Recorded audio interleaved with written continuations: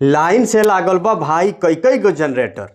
Line से लागल बा भाई कई कई गो जनरेटर। झालर झूमर चकमक चकमक पियले बा ऑपरेटर। जगमग जगमग द्वार करत बा टोला और मुहल्ला। जगमग जगमग द्वार करत बा टोला और मुहल्ला। नर नारी लोग कमर हिलावत बाटे खुल्लम खुल्ला। लागे जैसे जान मार दी डीजे के स्पीकर। लागे जैसे जान मार दी डीजे के स्पीकर। नाचत बालो उरहू घुरहू जुल्फीदार फटीचर। बेटहा लेके आइल बाटे आर्केस्ट्रा दमदारे। बेटहा लेके आइल बाटे आर्केस्ट्रा दमदारे। 12 दिन के गिनती से तो बेसी बाटे कारे। बिन पर्दा के गाना सुन के माथा लागे फाटे। बिन पर्दा के गाना सुन के माथा लागे फाटे। सबके नीके लागत होई के केकरा के डांटे। रार करे आइल बाड़ेसन बाहर से खुरपाती।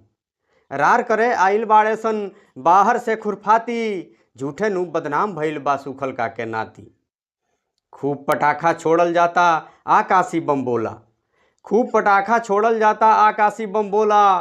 खूब बड़ाई छीलत बाटे गांव नगर आटोला। कर्जा लेके डीजे होता खेत बेच के साटा। कर्जा लेके डीजे होता खेत बेच के साटा। एक रात के चमक धमक का फेर उहे सन्नाटा। लौके चाही हार चमाचम कंगन औरी काड़ा।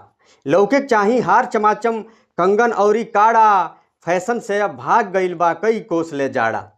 दुल्हन के चेहरा के मेकअप लागल जैसे पुट्टी। दुल्हन के चेहरा के मेकअप लागल जैसे पुट्टी। कई किलो साबुन लागी तब जाके कैसो छुट्टी। कीनत में माथा चकराइल दिन में लौकल तारा।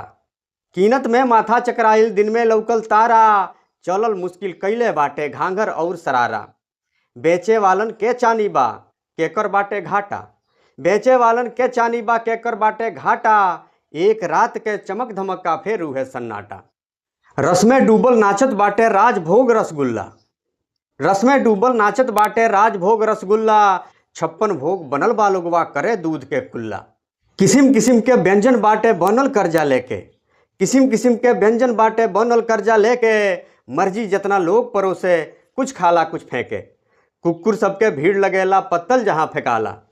कुक्कुर सबके भीड़ लगेला पत्तल जहाँ फेंकाला। बहुत लोग ऐसन को होई बिन खैले सुत जाला। समझदार उहे बाटे जे समझ बूझ अपनावे। समझदार उहे बाटे जे समझ बूझ अपनावे। जहाँ जरूरत होखे आपन पैसा वहाँ लगावे। काहे खुद के हाथे लोगवा मारे खुद के चाटा। काहे खुद के हाथे लोगवा मारे खुद के चाटा। एक रात के चमक धमका फिर उहे सन्नाटा। एक रात के चमक धमका फिर उहे सन्नाटा।